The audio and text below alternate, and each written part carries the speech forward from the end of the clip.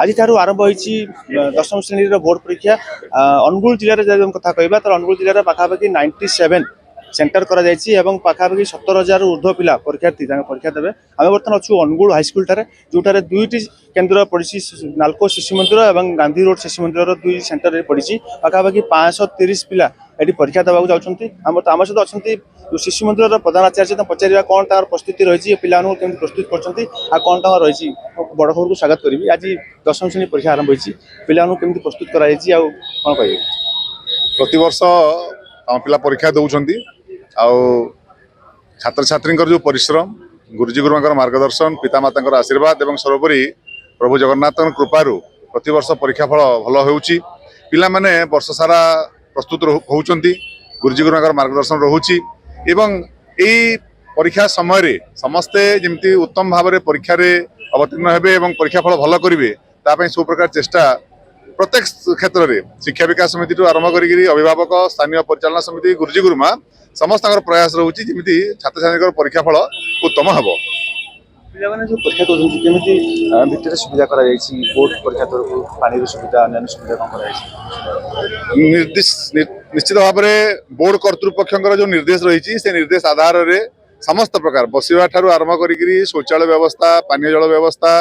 एवं स्वतंत्र भाव में सिक रूम व्यवस्था समस्त प्रकार व्यवस्था केंद्र अधीक्षक करुँच आम भी सहित चर्चा करूँ जे समस्त प्रकार सुव्यवस्था पाई जमी कौन प्रकार असुविधा न हो पिला कौन प्रकार असुविधा न पातु से केंद्र अधीक्षक तार व्यवस्था करिसेंती निहत सार कहते केंद्र तरफ बोर्ड तरफ समस्त प्रकार सुविधा कराई पानी जल व्यवस्था कराई पे सुरुखुर आसवे परीक्षा देवे डिप्रेसन रही ना क्वेश्चन पढ़े आराम से परीक्षा आम सहित अच्छा जो पिला गार्डियन अच्छा पचार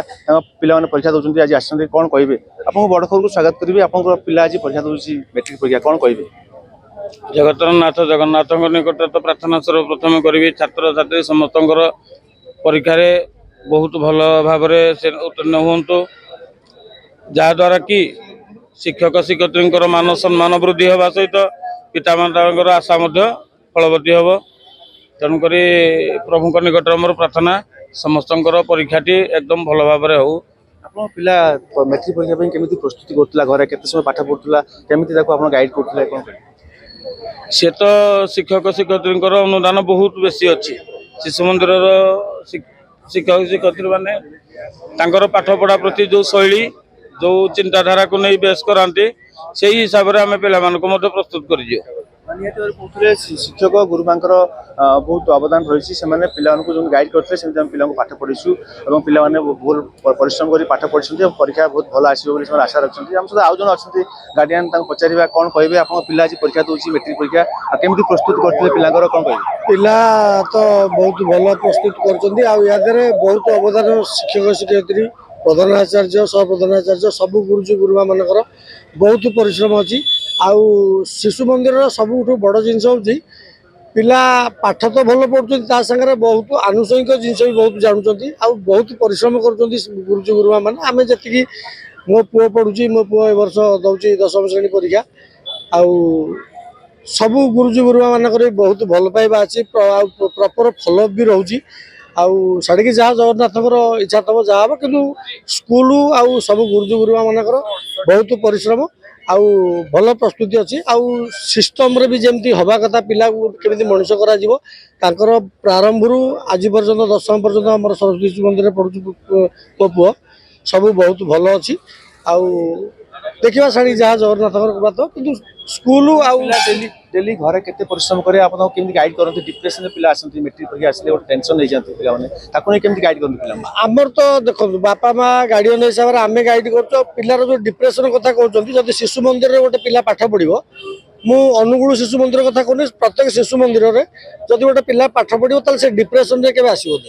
कहीं से स्कूल संस्कार सेमती आउ से स्कूल गुरुजी गुरुमा माने भी जो परिश्रम करते पिला मानक जो मेंटालिटी देखुं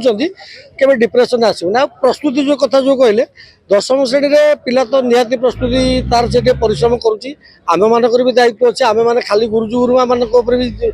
छाड़देले हम नहीं आम मानक भी बहुत परिश्रम अच्छे मोर तो मो मिसेस जे पूरा डेडिकेशन होकर जदि मो पुओ को